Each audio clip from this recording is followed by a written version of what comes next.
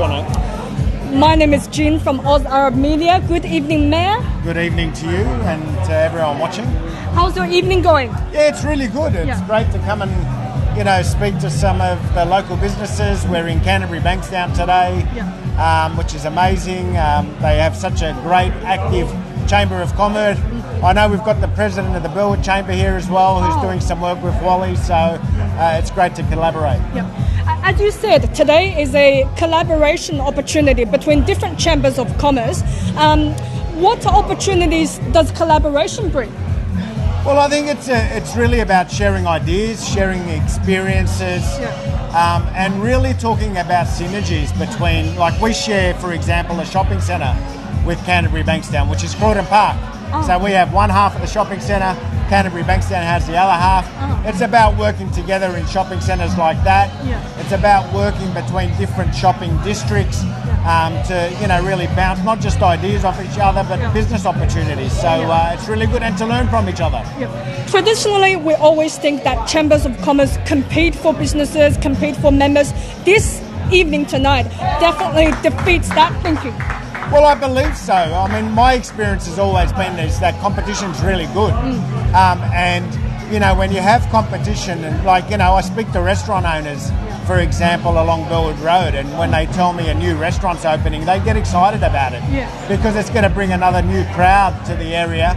And people don't want to experience the same thing all the time, right? So they might experience that new restaurant or that new shop or that new iced tea place, or it might be like a Yochi yoga place, and you've got Yoberry opened across the road. So it's bringing different crowds in, and they'll want to experience different businesses. So it's creating more opportunity for other businesses as well. Well said. Burwood definitely has become the pride of the Chinese Australian community and the wider local community. So bravo, Mayor. Oh, thank you. Yeah, we're really special. It's great. We've got a great Chinatown district there. We believe it's the premier China district in Sydney. We have an amazing Lunar New Year event recently, which attracted over 50,000 people in 6 hours. Oh wow!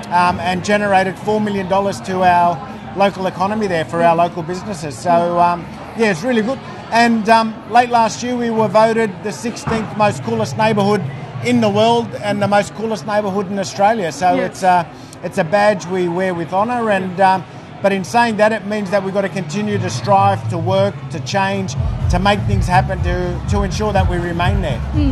Well said. Thank you for your time, and thank you for your amazing leadership and transformation of Burwood. Thank you, and have a great evening. Thank you. Cheers.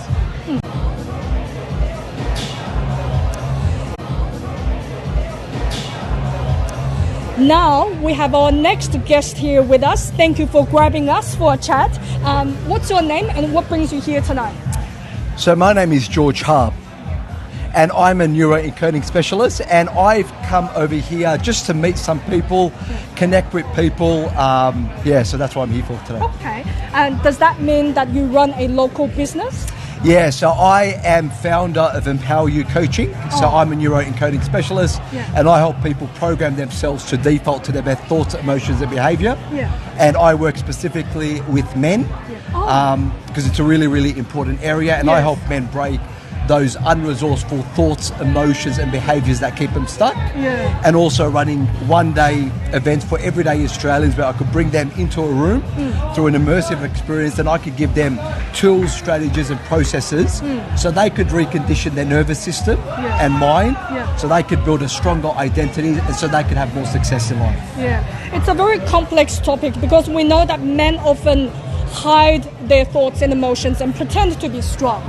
Yeah, absolutely. It's that silent pressure, the silent pressure to lead, to provide, to not show vulnerability, to be powerful. And I was one of those men for 15 years in corporate life, and confident on the outside, and I was a strong guy, but inside I was filled with self-doubt, limiting beliefs, and all these sorts of things. And it got to a point in my career where it was really, really, the pressure almost broke me, and I took steps, and I surrounded myself with mentors that taught me tools, strategies and processes to recondition my mind and nervous system. And when I started using the tools and I started to use them consistently, and to build my identity and to have stronger beliefs, that's when my life really changed. Yeah. Because in the corporate world, we face a lot of pressures and we put on a facade sometimes, but you enable your customers to embrace themselves.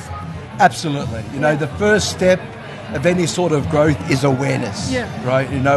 We're men, we're human, we can be vulnerable, we should be able to speak up, we shouldn't, and there's this, and it's a challenge that we've always had with men, and the number one bit of coaching I give people is awareness, and leadership is speaking up and getting some help. And when you do that, that's the first step to lasting change. And then getting, people to help you with tools, strategies and processes to kind of help you make the changes that you need in your life. Yeah. So from the work you do, not only do you run a small business, you also transform people's lives in a very meaningful way. And thank you for your good work for our community. I love what I do, and I appreciate you taking time to have a chat with me tonight. Thank you for your time today. You enjoy the